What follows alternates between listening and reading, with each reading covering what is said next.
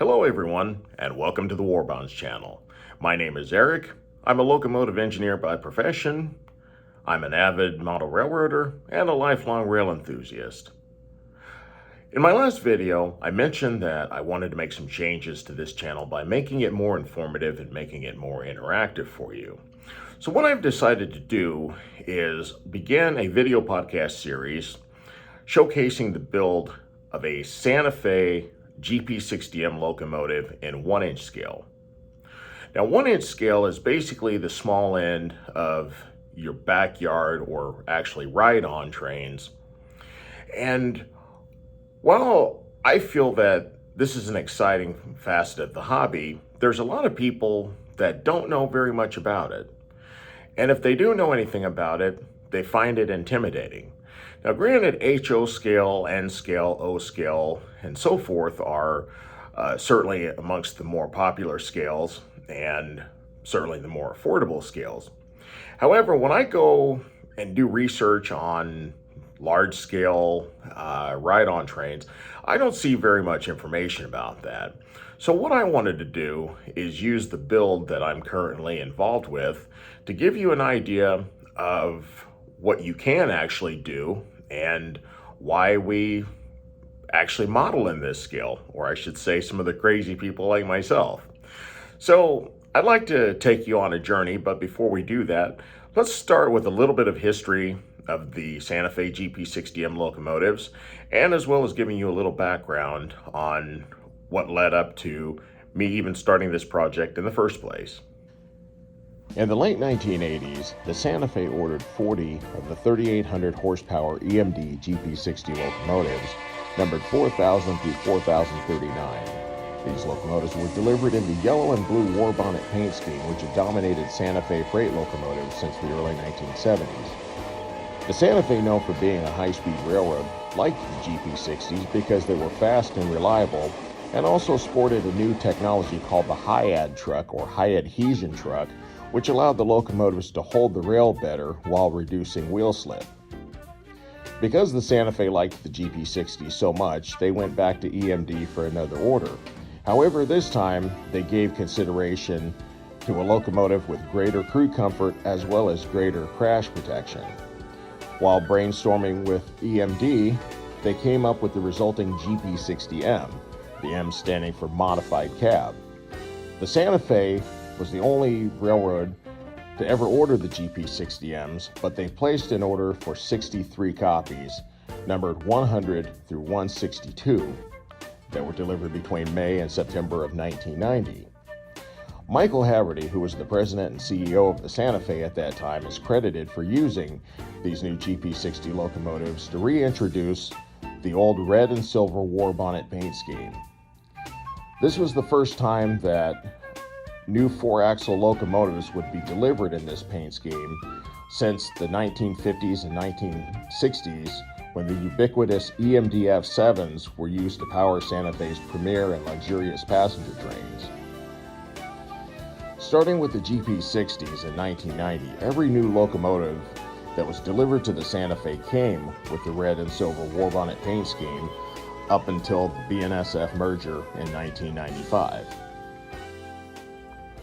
So now the burning question is, how in the world did I get into 1-inch scale to begin with? Well, back in 2017, I got invited to a railroad called the Chippewa and Northwestern in Goner, Nebraska.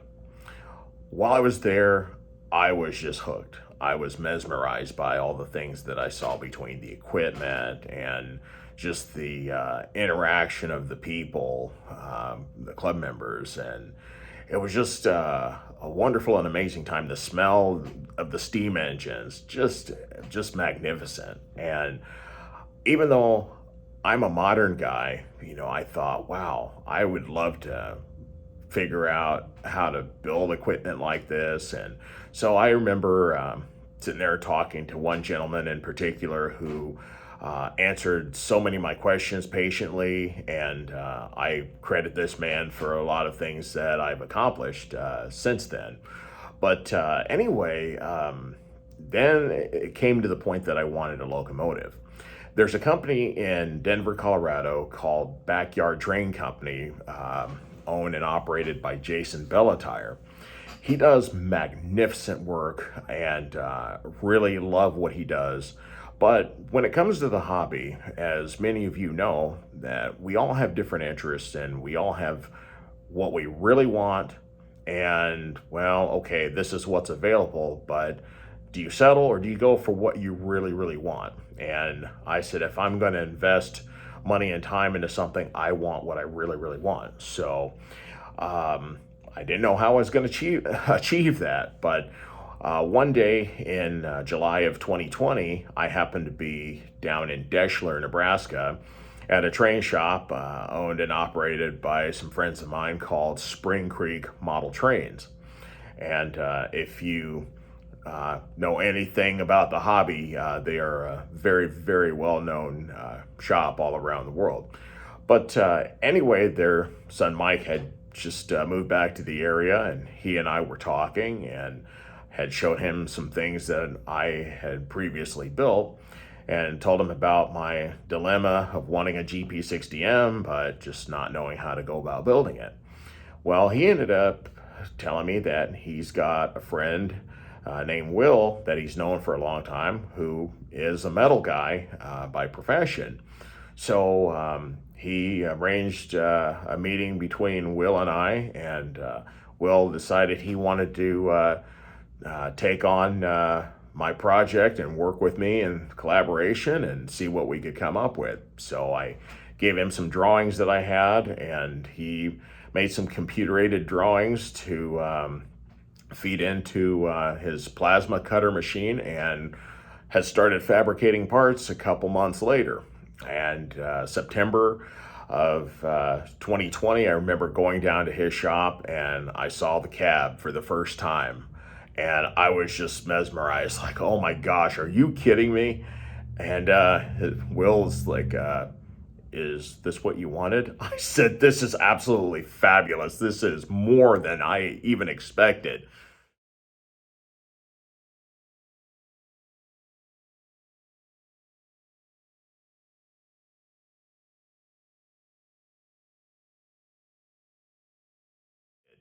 So yes, there was so much joy on my face, and it was really great to see what we, just our ideas together had come up with. So this was a slow going project, and I said I didn't want to have it done in 3 to 6 months because I couldn't afford to have it done that quickly. So I said, we both have families and kids and commitments, jobs and all that. So I said, let's just work on it slow and easy and we'll get it done.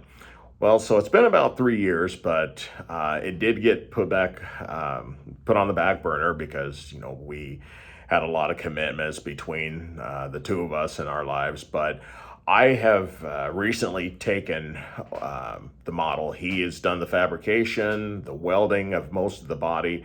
So it is now in my possession. So now I have begun doing some work on it. And with his guidance and still making some parts for me here and there, it's definitely on its way to hopefully being done maybe by the end of the year. Okay, so welcome to my driveway here.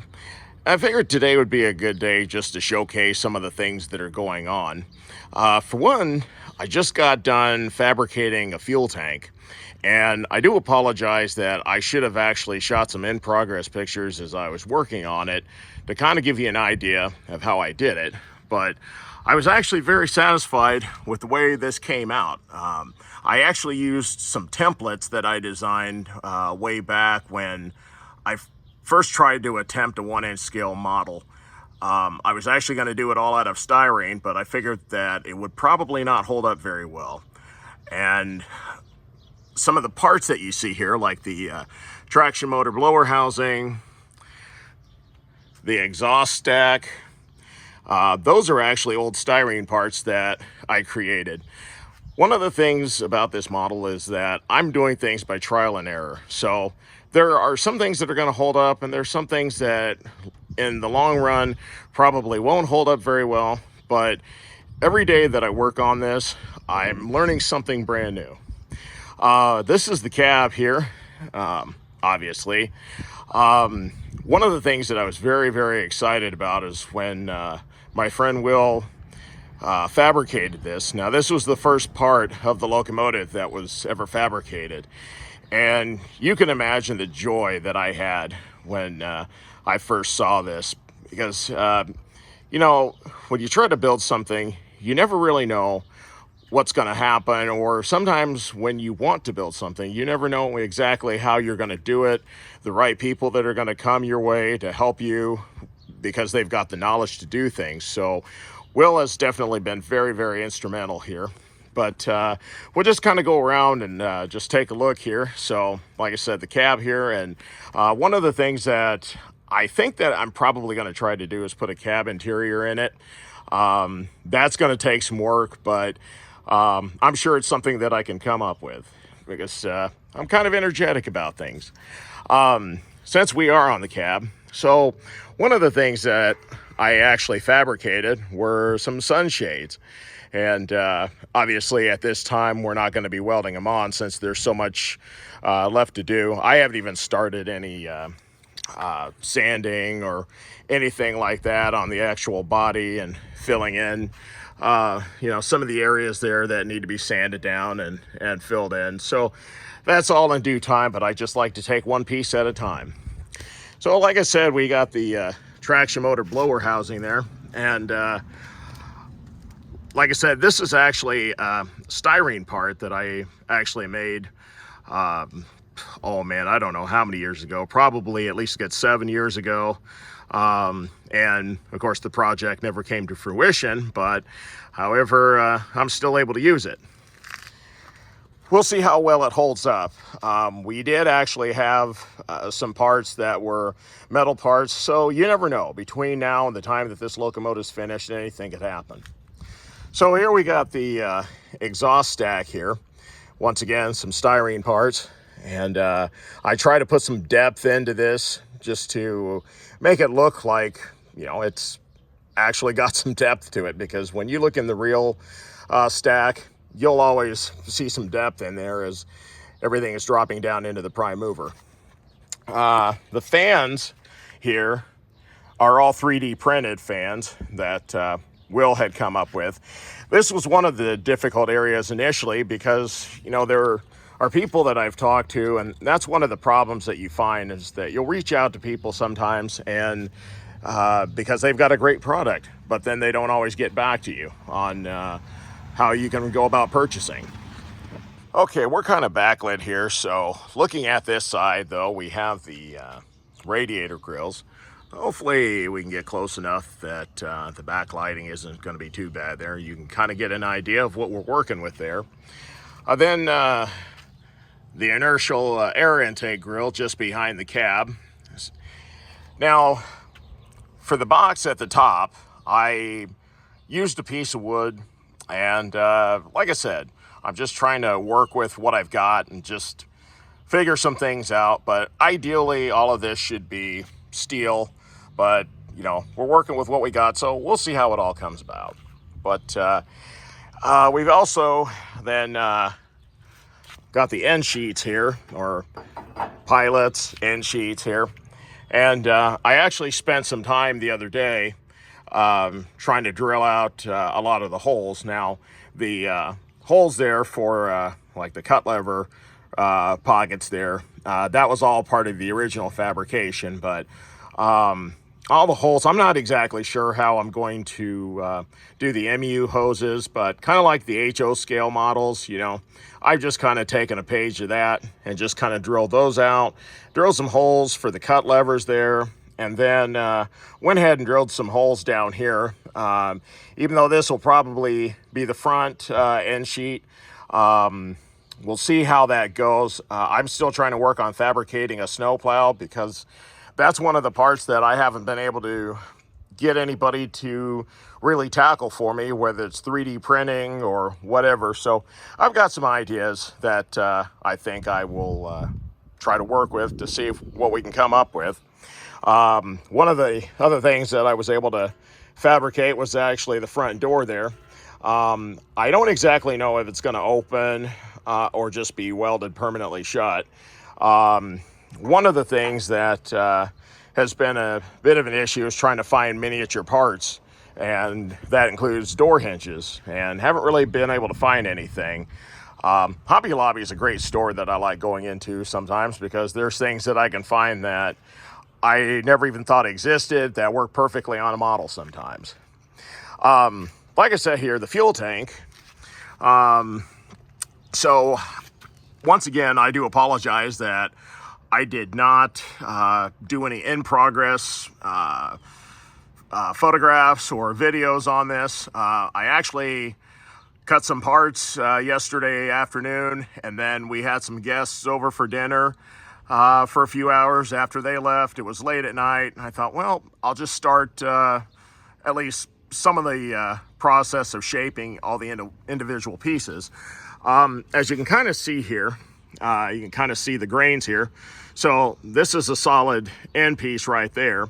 And then we have just little pieces here. There's 16 pieces, or no, excuse me, 15 of these smaller pieces that make up this side of the tank. And it looks horrendous, but, you know, of course, as you're actually actively working on something, you know, things get better.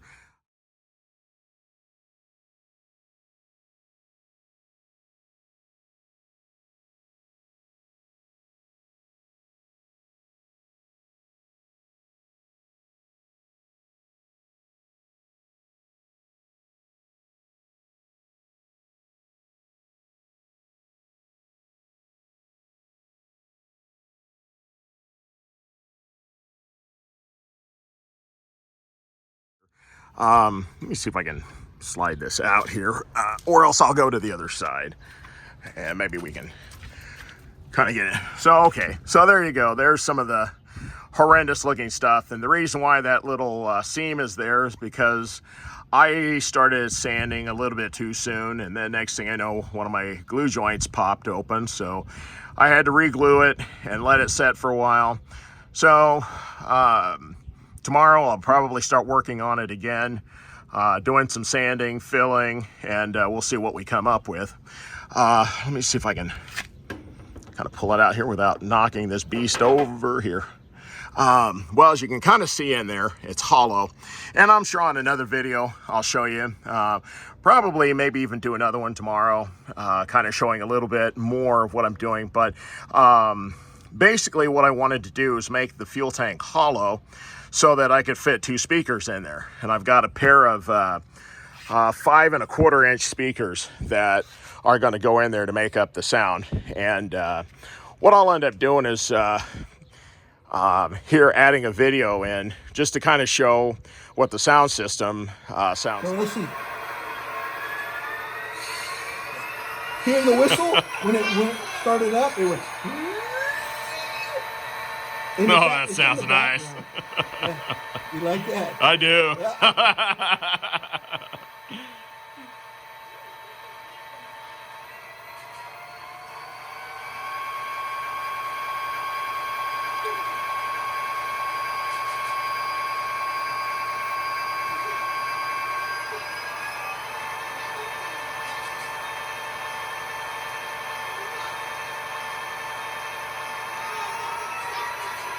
There she is. She's run 8 now.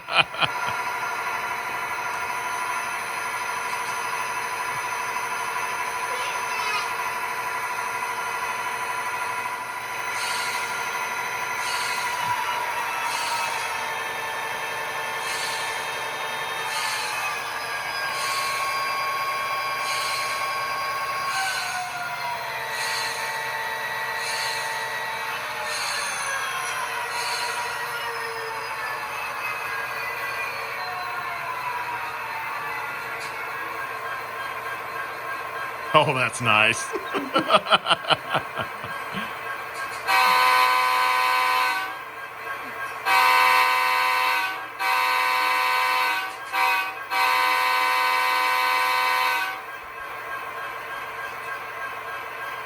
As we can see here now, the trucks, I did a lot of grinding and cutting and everything because I wanted to do my best to make this as good of a representative of a Blomberg M truck. And it's still not going to be perfect, but it's there nonetheless. I don't know how much more I can really do on it. Of course, after cutting a lot of things off, there are some areas I need to do some filling, and I made a few mistakes as I was in the cutting process, got a little bit too aggressive, so there's some things I'm gonna have to change. But anyway, nonetheless, this is the GP60M. The dynamic brakes, the dynamic brake boxes on this are still something that I have to work with. I actually tried to use some JB Weld to put some of the parts together, and while it kind of works, I'm gonna try to talk with some of my friends that do welding, and we're just gonna see what we can come up with. Maybe we might try to do some welding here on my garage floor and in my driveway. I purchased a bunch of clamps, and these are small enough clamps that I think I could actually clamp some of the pieces that need to be welded, and just kind of go from there. Now, there's a couple people that I know that I've reached out to. One didn't really think they had the confidence to do it. Another person said he didn't have the patience for small parts since he's an automotive guy. So we'll just kind of see how it goes. But, I've waited 3 years, to have this in my possession, but not that I've been, actively waiting for it, because as I say, my friend Will, he's got a family and a full-time job, and he's got a couple side gigs too. So I'm very thankful and blessed that he did everything that he did. And while I'm not exactly sure how I'm going to finish up a lot of things, we're going to get there, and I've already been learning plenty. And one last thing here, these are actually the wheels here, and underneath this tape here are the actual motors. But I wanted to put a little paint on the wheels, just as I used to do an HO scale and O scale. I don't like just having silver wheels, so I just went ahead and did a little London gray there to give them a little bit of color there, and I taped off the motors. So the interesting thing about the motors is that they are actually motors that you would find on the Rascal scooters that people that can't walk very well ride around on. So you don't really think about that on model train locomotive, but nonetheless, when this is pulling cars and pulling people and so forth, yeah, you really want as much torque as you can get. So these are definitely going to be very powerful, but this locomotive in itself is going to be a real beast. So we'll keep plugging away on it. But now that we've kind of done an introduction of the model and everything I've done with it so far, we've got all the basic parts here. So I think what I will start doing at this point is just kind of showing you a little bit of step-by-step of how I'm doing things. Now, like I said, the fuel tank, I didn't do in-progress photos on that.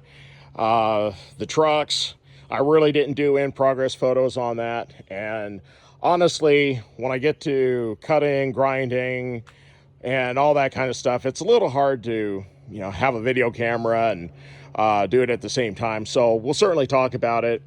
If there is enough interest in wanting to know exactly how I did things, I'm sure that I could probably maybe do another one. Eventually, I'd like to have a GP60B unit. So, but I don't know. This is a lot of work as we've established right here. So we'll see how it comes about. But anyway, that's what I got for now. And thank you for watching, and we'll see you on the next video.